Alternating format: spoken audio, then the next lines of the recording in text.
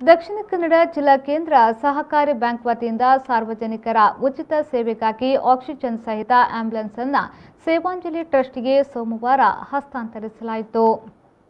SCDCC bank ಅಧ್ಯಕ್ಷ doctor N Rajendra Kumar ಅವರು ambulance ಕೀಯನ್ನು ಸೇವಾಂಜಲಿ ಟ್ರಸ್ಟ್ ಅಧ್ಯಕ್ಷರು ಆಗಿರುವ ಶಾಸಕ ವೇದವ್ಯಾಸ್ ಕಾಮತ್ ಅವರಿಗೆ ನೀಡುವ ಮೂಲಕ ಚಾಲನೆಯನ್ನ ನೀಡಿದರು.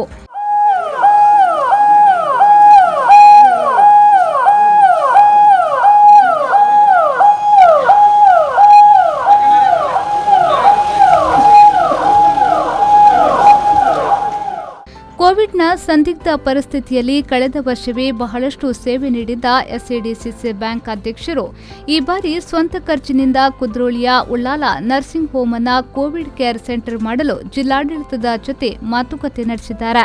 ಈಗ ನಮ್ಮ ಮನವಿ ಮೇರೆಗೆ ಬ್ಯಾಂಕ್ ವತಿಯಿಂದ ಆಂಬ್ಯುಲೆನ್ಸ್ ಕೊಡುಗೆಯಾಗಿ ನೀಡಿದ್ದಾರೆ. ಪೊಲೀಸರಿಗೆ ಮಾಸ್ಕ್ ಮತ್ತು ಸ್ಯಾನಿಟೈಸರ್, ಆಶಾ ಕಾರ್ಯಕರ್ತರಿಗೆ ತಲಾ 7,000 ರೂಪಾಯಿ ನೆರವು ನೀಡಿರುವುದು ಶ್ಲಾಘನೀಯ ಎಂದು ವೇದವ್ಯಾಸ್ ಕಾಮತ್ ಹೇಳಿದರು.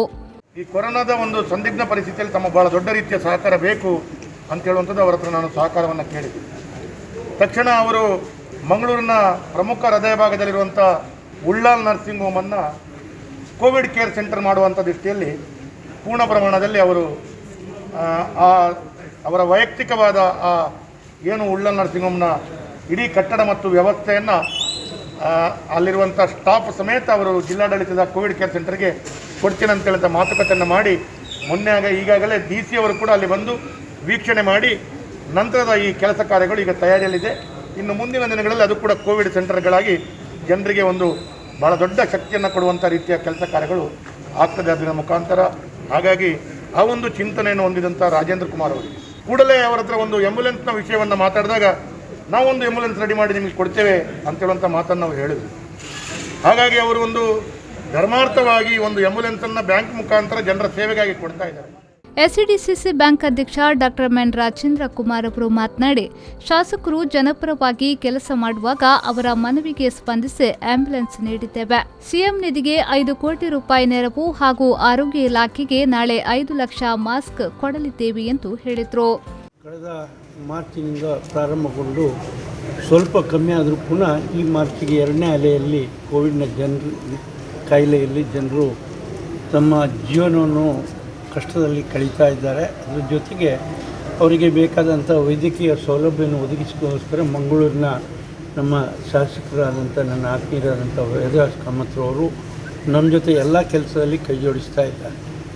ಮೊದಲನೇದಾಗಿ ಅವರು ಹೇಳಿದಾಗೆ ನಾವು ಮೊನ್ನೆ ಪೊಲೀಸ್ ಇಲಾಖೆಯವರಿಗೆ ಅವರಿಗೆ ಬೇಕಾದಂಥ ಏನು ಮಾಸ್ಕ್ ಮತ್ತು ಸ್ಯಾನಿಟೈಸರನ್ನು ಕೊಟ್ಟಿದ್ದೇವೆ. ಮೊನ್ನೆ ನಾವು ಹೇಳಿದಾಗೆ 5 ಕೋಟಿ ಚೆಕ್ಕನ್ನು ಕೊಟ್ಟಿದ್ದೇವೆ ಮತ್ತು 1 ಲಕ್ಷ ಮಾಸ್ಕನ್ನು ಅಲ್ಲಿ ಮೊನ್ನೆ ಹಸ್ತಾಂತರಿಸಿದ್ದೇವೆ.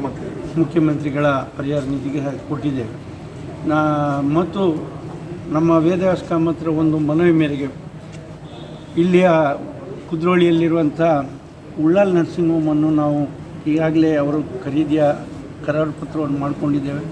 ಅವರ ಜೊತೆಗೂಡಿಗೆ ಅಲ್ಲಿರುವಂಥ ವೈದ್ಯರು ಎಲ್ಲರ ದಾದಿಯರ ಸಲಹೆ ಸಹಕಾರದಿಂದ ಅದನ್ನು ಕೂಡ ಕೋವಿಡ್ ಸೆಂಟರ್ ಆಗಿ ಪರಿವರ್ತನೆ ಮಾಡಲಿಕ್ಕೆ ನಾವು ಒಪ್ಪಿಕೊಂಡು ಮುಂದಿನ ದಿನಗಳೇ ಅವರಿಗೆ ಹಸ್ತಾಂತರ ಮಾಡಿ.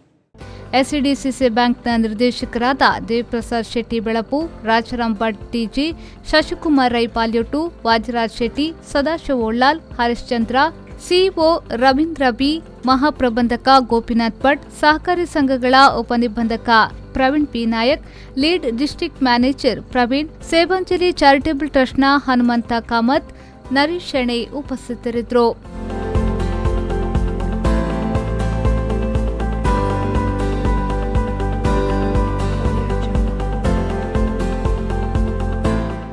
ಶರಸಾಲ್ಯನ್, ವಿ4 ನ್ಯೂಸ್, ಮಂಗಳೂರು.